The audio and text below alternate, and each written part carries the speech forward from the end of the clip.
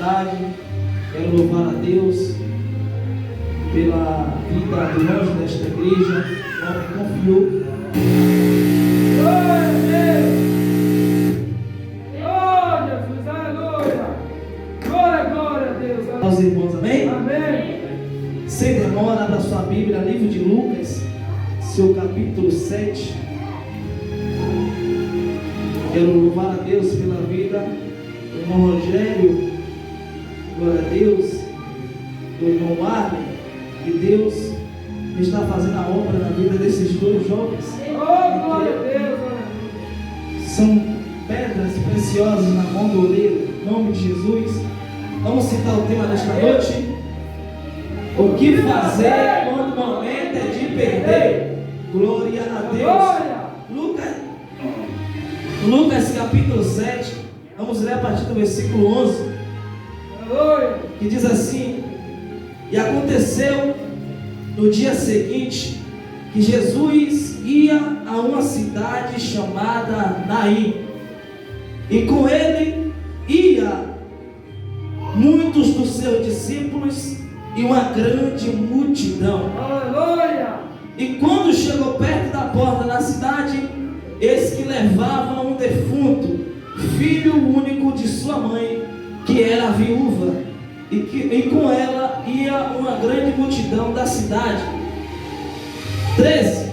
E vendo-a, o Senhor moveu-se de íntima compaixão por ela e disse: Não chores. Versículo 14 e último. E quando chegando, tocou o esquife, e outra tradução está: tocou no caixão. Os que o levavam pararam e disse: Mancebo, a ti digo, levanta-te. Amém? Amém? Amém! Sente glorificando o nome de Jesus. Glória a Deus.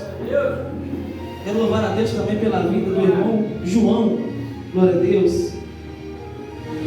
Irmãos, estamos diante de uma palavra bastante poderosa, que vai falar acerca de uma viúva a qual perdeu o seu filho, mas a Bíblia faz questão de dizer que ela era viúva, e se ela era viúva, logo ela tinha um marido, e ela perdeu o seu marido. E a Bíblia faz questão de dizer, irmãos, que Jesus fazia vários milagres. A Bíblia diz que Jesus curava os enfermos, que Satanás aprisionava em surdez. Jesus curava os paralíticos, perdoava os seus pecados. Cristo veio a esta terra para cumprir uma grande obra em nossas vidas. E a palavra que nós acabamos de ler vai falar acerca que Jesus ia a uma cidade chamada Naim. O importante aqui, irmão, é que o que está acontecendo na cidade, está tendo um cortejo que é para sair da cidade. Logo sabemos que o cemitério na cidade de Naim não era dentro da cidade, era fora da cidade. E o importante é que Jesus, a Bíblia diz assim: e no dia seguinte Jesus ia com seus discípulos a uma cidade chamada Naim. E a Bíblia diz que a mulher viúva tinha perdido o seu filho. A Bíblia não declara qual foi o motivo da morte, a causa da morte. Se o menino morreu de câncer, se o menino morreu de bala, se o menino morreu de qualquer doença, a Bíblia não declara o motivo da morte, mas a Bíblia diz que ela perdeu o seu filho. O que está acontecendo é que na casa daquela viúva está tendo luto, está tendo pranto. O que está acontecendo na casa daquela viúva é motivo de tristeza, é motivo de angústia, porque a Bíblia diz que aquela viúva perdeu o seu único filho. Então ela só tinha um filho. A Bíblia diz que ela perde o seu marido. Se ela perde o marido, ela perde o sacerdote da casa, porque o homem é o provedor da casa, é o sacerdote da casa. E ela perdendo o seu marido, ela vai ficar preocupada com as tradições dos antigos, porque se uma pessoa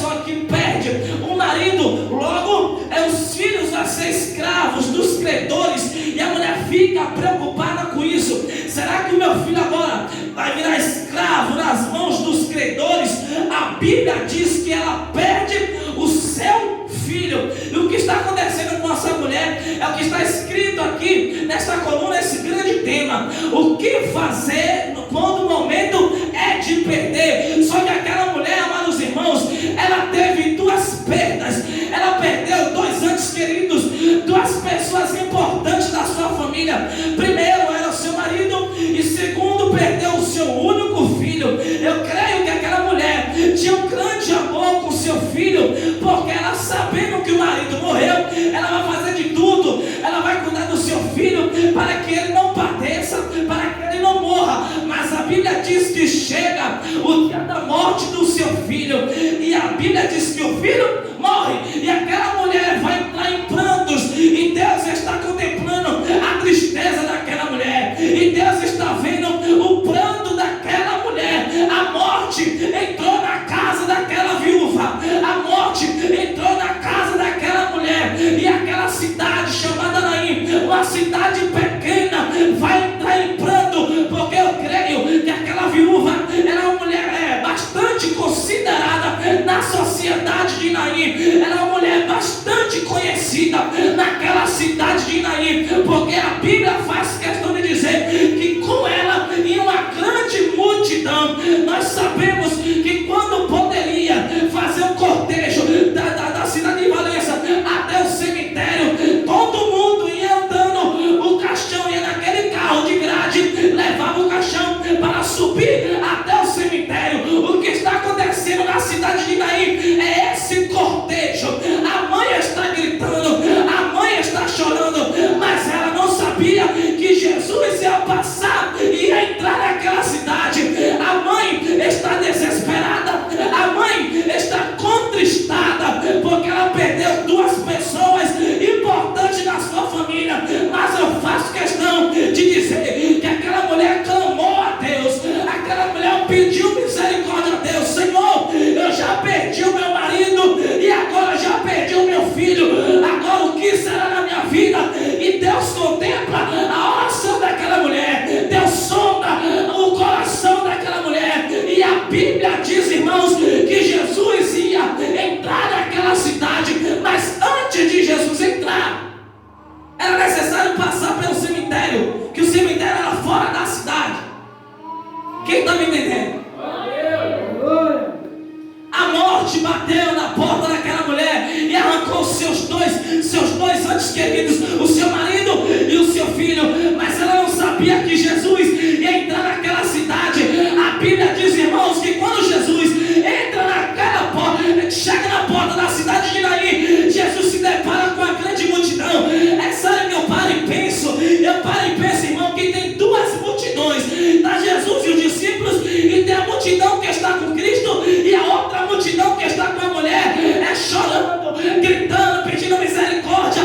Mas a Bíblia faz questão de dizer que Jesus, a deparar naquela cidade, a Bíblia diz que Jesus para aqueles homens que estavam levando o caixão, e a Bíblia diz, irmãos, que aqueles homens param. Jesus toca no caixão. Por que Jesus não toca no defunto? Porque Jesus era judeu de nascença, e uma pessoa judeu não poderia tocar em um defunto, porque isso é a tradição judaica, que essa pessoa fica fora da cidade durante 7 dias. E Jesus, sabendo dessa lei, ele não toca no defunto, ele toca no caixão. E a Bíblia diz que Jesus fala para aquele mancebo: chove, a ti eu te digo, levanta-te e anda. Presta atenção aqui, para as pessoas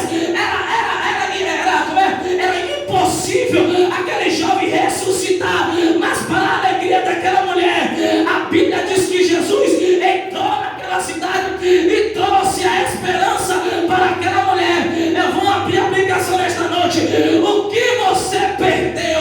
O que você perdeu? E qual é a situação que você se encontra? É situação de perca. Jesus vai restituir. Será que é a sua alegria que você perdeu a sua paz?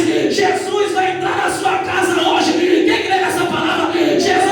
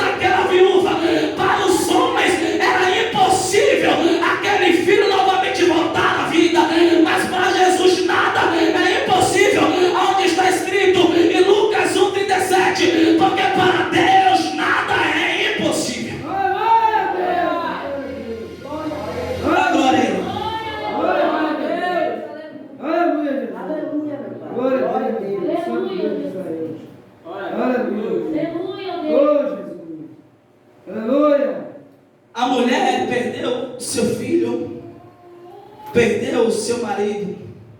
Aleluia.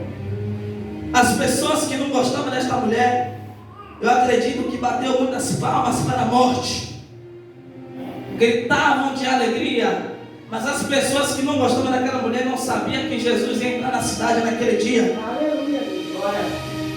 Talvez tem pessoas te rodeando e torcendo pela sua queda, torcendo pela sua perca, mas essa pessoa não sabe que Deus é com você. Acho que você não entendeu. Tem pessoas que pensam e que torcem pela sua perda e pela sua derrota, mas essa pessoa não sabe que tem um Deus grande que está na sua vida e que está na sua casa, e que mesmo se a morte bater na porta da sua casa, existe vida dentro da sua casa, que é Jesus o Nazareno. A Bíblia diz em João 11:42: eu sou a ressurreição e a vida, e todo aquele que crê em mim, ainda que esteja morto, viverá. A Bíblia diz, irmãos, que aquela mulher vai dizer e vai gritar naquela cidade: Deus se compadeceu do seu povo, e um profeta se levantou no meio do nosso povo, e Deus visitou o seu povo. Você acha que Deus não estava vendo a situação daquela mulher? Porque aquela mulher, irmão, perdeu duas pessoas importantes na sua família. Perder uma pessoa já é terrível, imagine duas pessoas. Você acha brincadeira? Já pensou? Você com seu filho, com seu marido, você perdeu seu marido, e um mês depois você perdeu seu único filho. Imagina o desespero que você iria ficar. É o desespero daquela mulher. Perdeu seu marido, o provedor da sua casa, e logo após perdeu o seu único filho. Mas para a glória de Deus, a Bíblia diz que Jesus entra naquela cidade, ressuscita o garoto e restitui para aquela mãe. Jesus estava dizendo para aquela mulher: ainda que teu sonho, ainda que teu propósito estava morto, neste dia eu ressuscito o seu sonho. Talvez você entrou aqui nesta igreja pensando assim: meu Deus, o meu sonho acabou, o meu propósito morreu. Jesus te diz nessa noite: não morreu ainda não, filho, não morreu ainda não, filha, porque nesta noite eu te digo: José, levanta, porque eu ressuscito teu sonho hoje. Quem crê nessa palavra aqui? Eu estou pregando para crente que crê, eu estou pregando para crente que acredita no milagre, porque, irmão, crente é doido. Glória a Deus. Aleluia. É ou não é? Como assim, irmão? Tá falando besteira no púlpito? Não. Tá falando besteira no púlpito? Não. Crente é doido. Aleluia. Por quê? Em um cenário de tristeza, de enfermidade, todo mundo está dizendo: vai morrer, não vai suportar, porque a doença é grave. Ainda mais se for um crente pentecostal, vai dizer: não vai morrer, porque nós cremos num Deus invisível que cura a enfermidade. Nós cremos num Deus que cura todos os tipos de doença. Você acha o que é a AIDS diante de Deus? O que é o câncer diante de Deus? O que é a diabetes diante de Deus? O que é a morte diante de Deus? Irmãos, eu tenho por mim que a morte bateu na porta daquela mulher para a glória de Deus. Sabe por quê? Porque tem coisas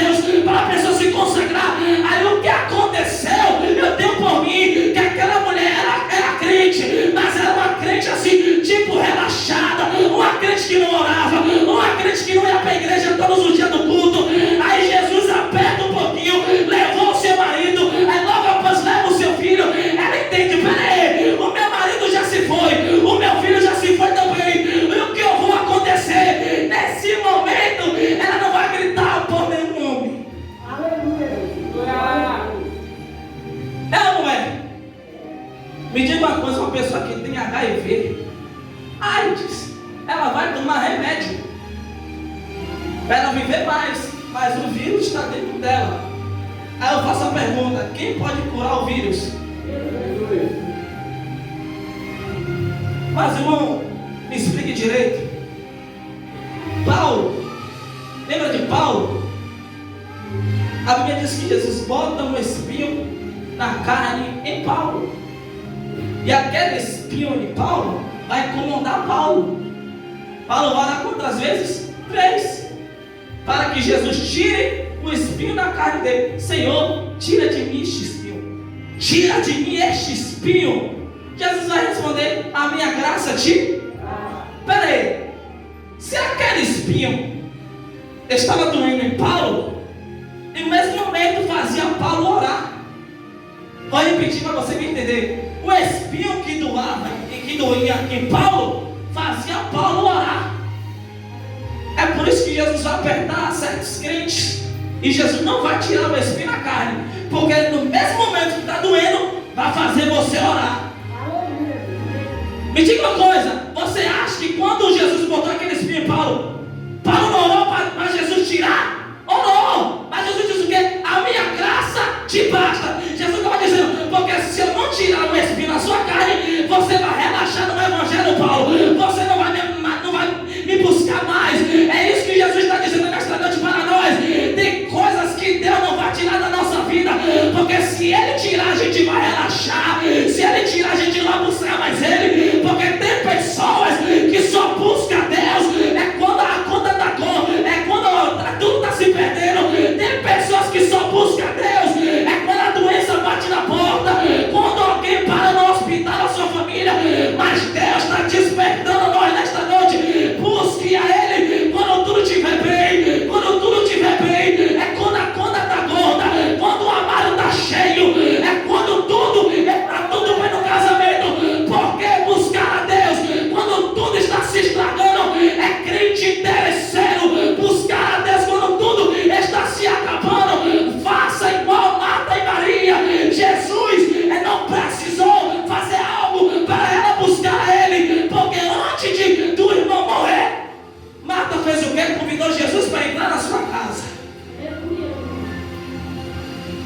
Aleluia. Glória, glória.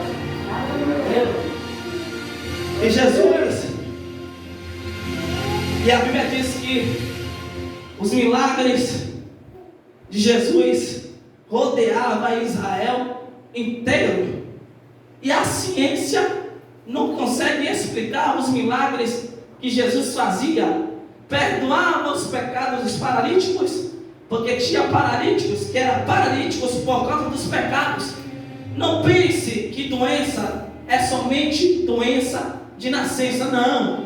Doenças é também através de motivo de demônios, motivo de pecados e maldição hereditária de família, que vem de geração em geração. Mas Jesus quer a maldição. Jesus perdoa pecados, ainda que os nossos pecados estejam vermelhos como carmesim, Ele faz nós ficar alvo mais do que a neve. Isso é o perdão de Cristo Jesus, porque o que o homem não faz, Jesus faz.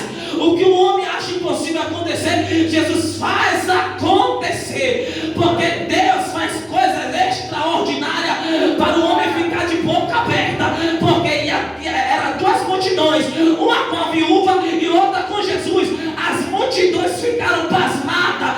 A Bíblia diz que todos ficaram com temor e glorificavam ao Deus do céu pelo milagre que aconteceu naquela cidade. Imagine aí, irmão, a mulher preocupada para comprar um caixão, para ajeitar o plano funerário, para fazer de tudo, ainda pagar o coveiro, porque tem pessoas que têm o seu sustento através das covas, através da sepultura. Você acha que hoje não existe pessoas que trabalham no cemitério desejando a morte dos outros? Nem para alguém morrer hoje, nem para um morrer hoje, porque não recebeu o dinheiro ainda. Mas nesta noite, Jesus está repreendendo toda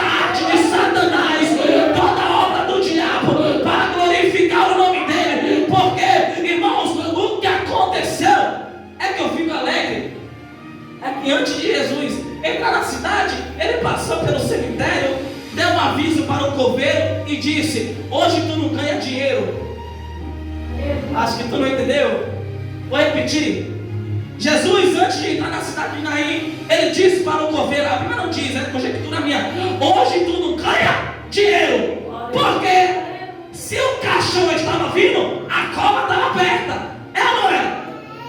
Porque se sair um cortejo, ou em qualquer parte aqui de Valença, se sair um cortejo, ou a sepultura no chão está aberta, ou a carneira está aberta, para enterrar ou para sepultar tanto homem quanto mulher. Mas o que vai acontecer é que o que estava acontecendo na cidade de Naim era cenário de pranto.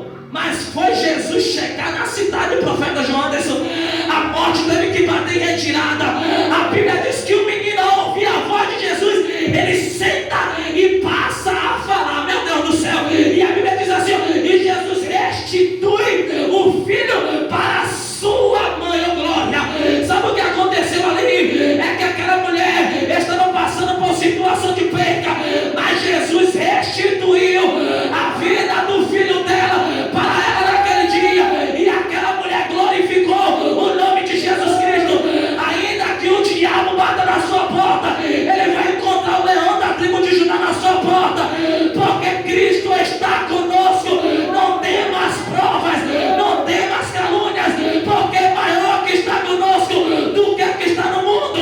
A Bíblia diz, irmãos, maior que está conosco do que o que está no mundo.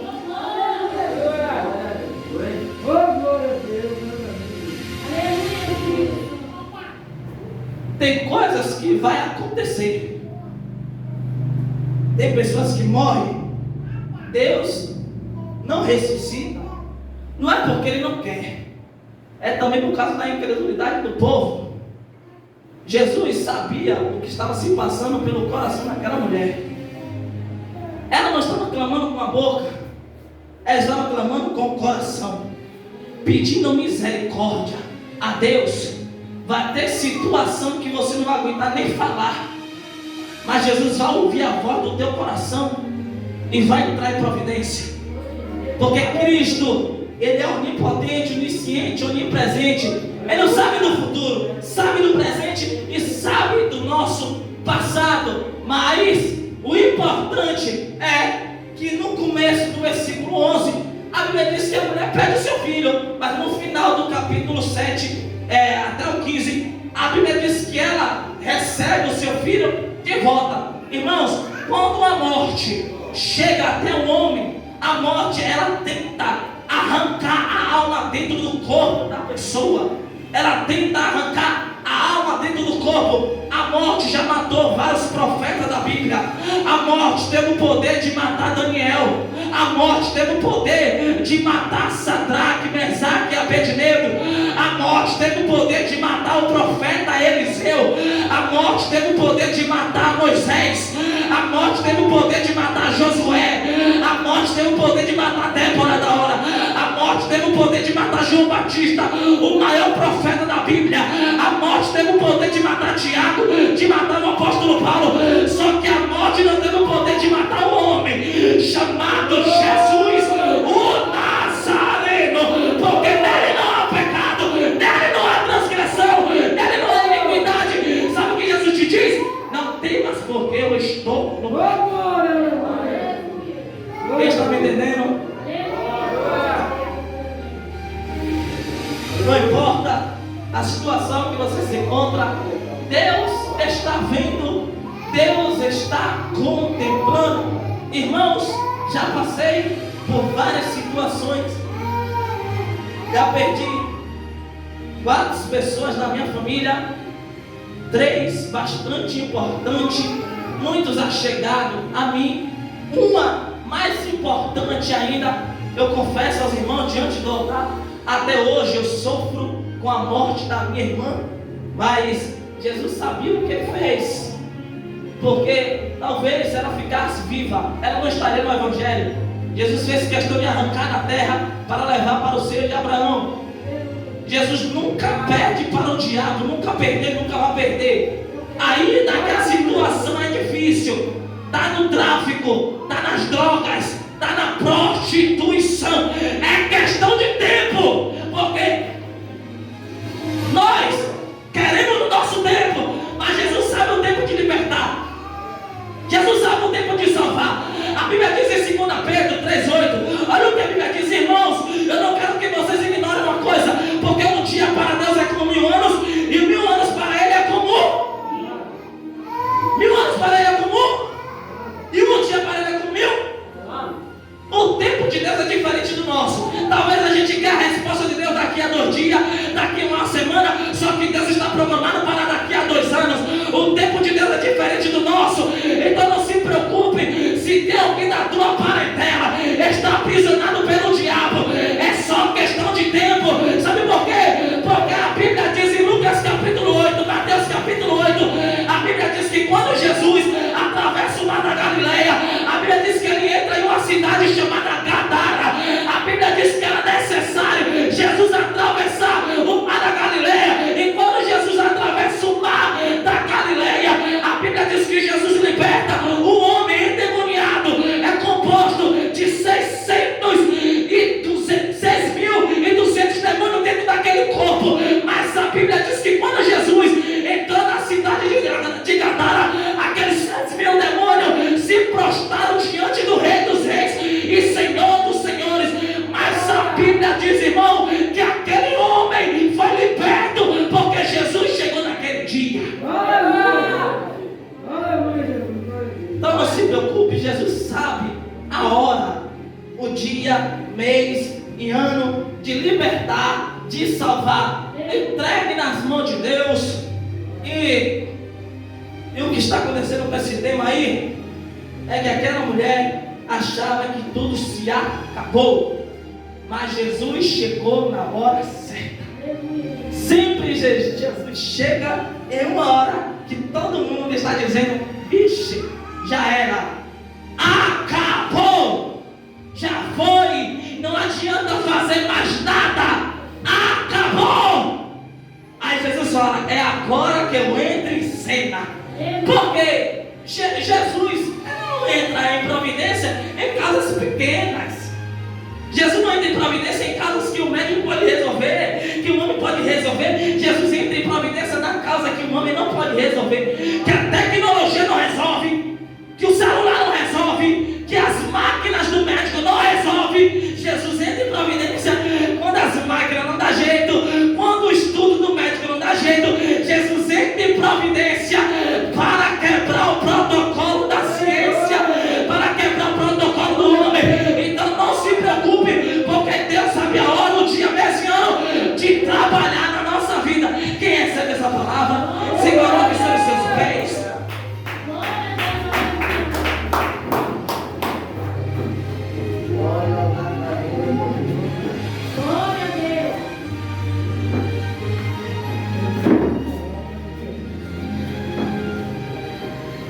Aleluia. Oh, glória a Deus. Coloca